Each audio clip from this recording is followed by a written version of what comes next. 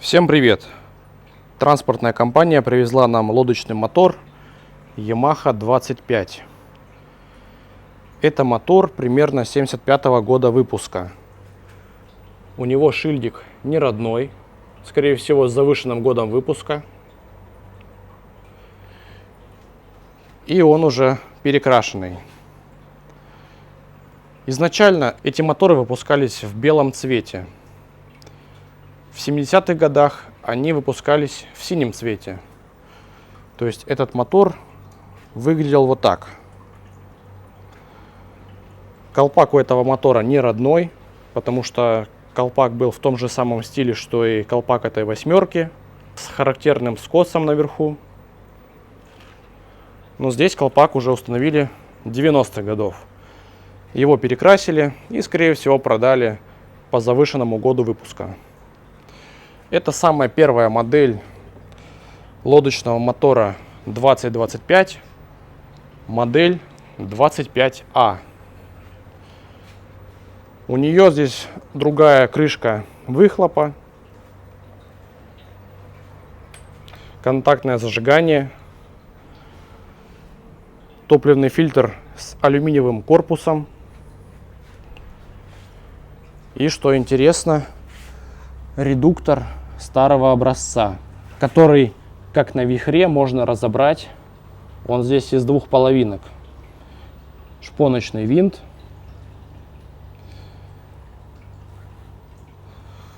В общем, данный лодочный мотор был привезен нам с просьбой заменить редуктор и откапиталить мотор. По жалобам владельца, мотор стал плохо запускаться в последнее время. Замерили компрессию.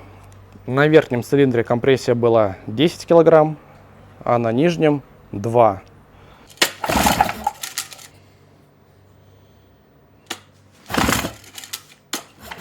Нету вообще.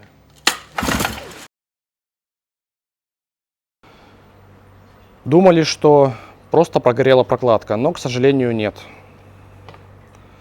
Прокладка здесь не прогорела. Проблема оказалась гораздо серьезнее. Так, вот она, прокладка. Она абсолютно целая.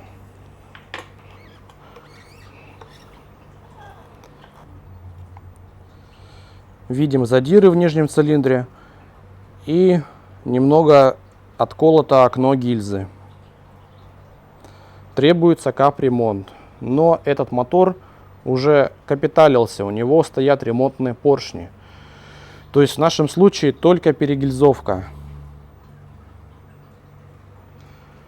Была жалоба на то, что мотор работал очень хорошо, но в последнее время стал плохо запускаться. Мы его запустить так и не смогли. При подкачивании бензина груша не становилась твердая, и бензин уходил через мембрану топливного насоса. То есть там мембрану нужно менять. Помимо этого, владелец попросил заменить редуктор. Дело в том, что какая-то проблема с редуктором здесь, попадает вода, как он объяснил, и проблема с подбором винтов.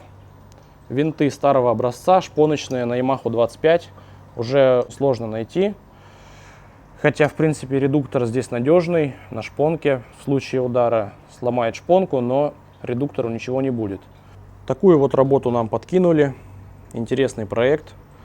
Ну, хотят поставить другой редуктор. Это их дело. Тем более, что нам дали редуктор, дали ногу. То есть нам не придется это все искать. Вопрос возникает в двигателе. Мы ведь думали то, что прогорела прокладка и отделаемся малой кровью. Владелец говорил, что водяная помпа на этом моторе стоит уже не родная, а какая-то приколхоженная. И мы здесь видим вот эти шпильки.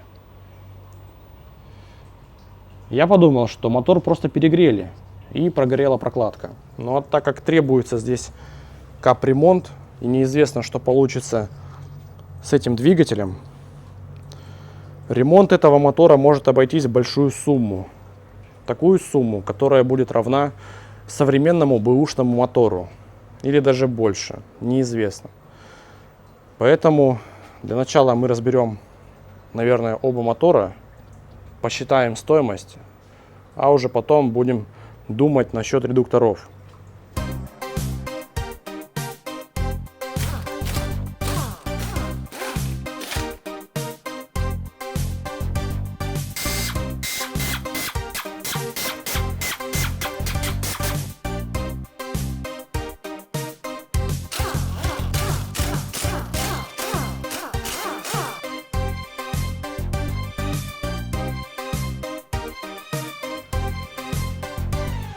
Сняли двигатель, разобрали его. Вот что произошло.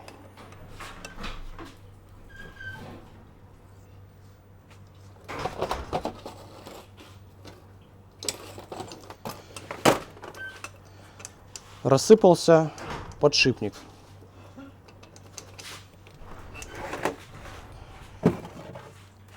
Трещина в гильзе.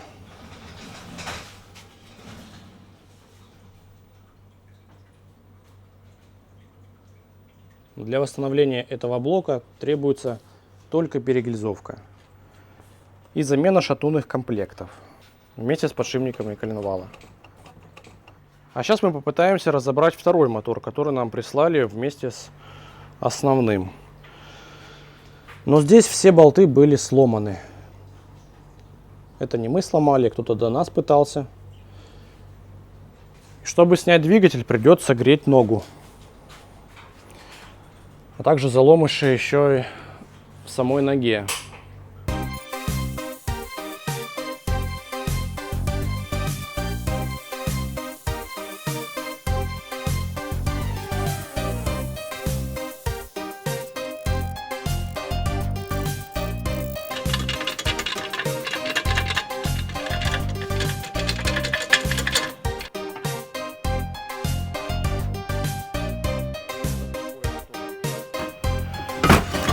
Тут уже ковырялись. Как раз канал охлаждения.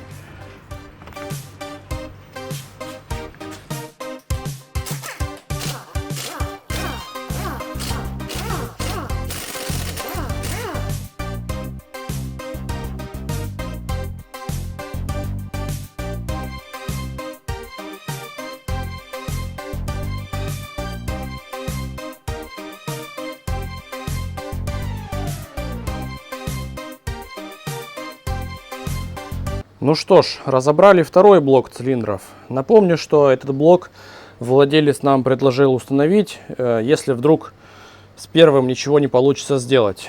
Итак, коленвал весь ржавый, скрипит.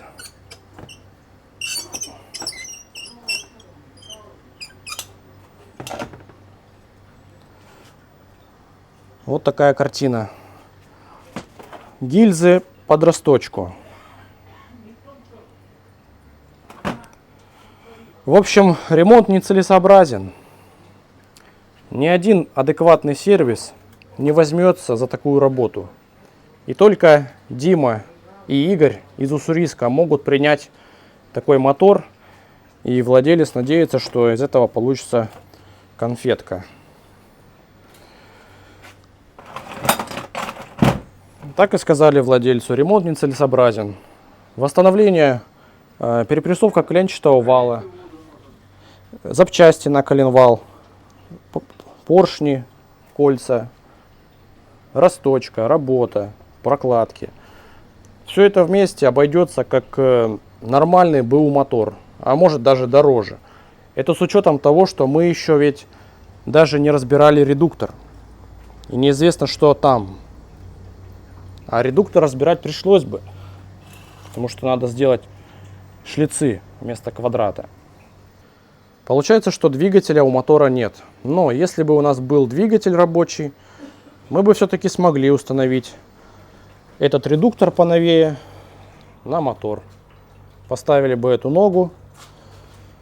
И здесь остается только поддон и подвеска. Вот такая водяная помпа здесь. Корпус помпы бронзовый, старого образца. Крыльчатка такая же, как и на следующих моделях. Крыльчатка без изменений, а вот корпус помпы стали делать потом пластиковым со сменным стаканом. В принципе, помпа нового образца сюда становится.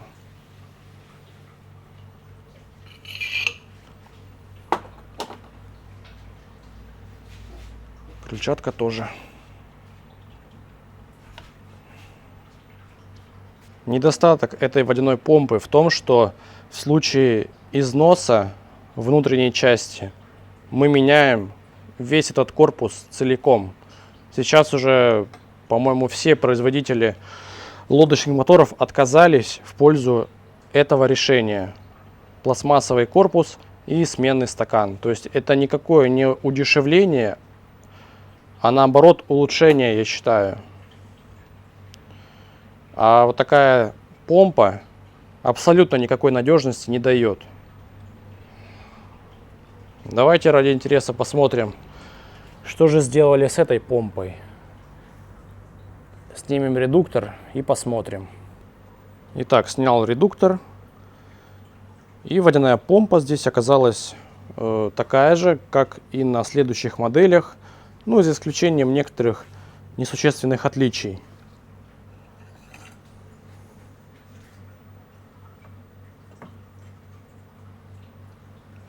На герметике была. И такая крыльчатка здесь стояла. Вся потертая, изношенная, но лопасти целые. Внутри установлен какой-то вкладыш. Я думаю, что никаких проблем не составило бы приобрести водяную помпу от новой модели, установить ее сюда, и не потребовалось бы никаких модификаций. Я померил эту водяную помпу. Она встает прекрасно как в старую ногу, так и в более новую ногу. Поэтому я думаю, что ее можно ставить на эти старые моторы в случае, если нету запчастей новых, вот как эти корпуса. Таких корпусов уже не продают. И вот такая конструктивная особенность, характерная для редукторов лодочных моторов тех времен. Нестандартная на сегодняшний день конструкция. Снимается эта крышка, откручивается 6 болтов, и все шестерни у нас на виду.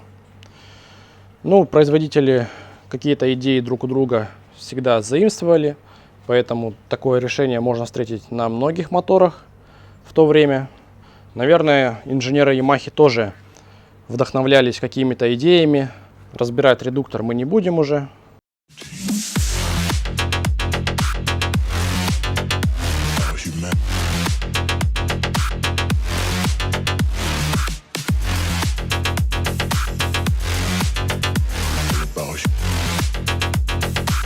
It's all about humanity.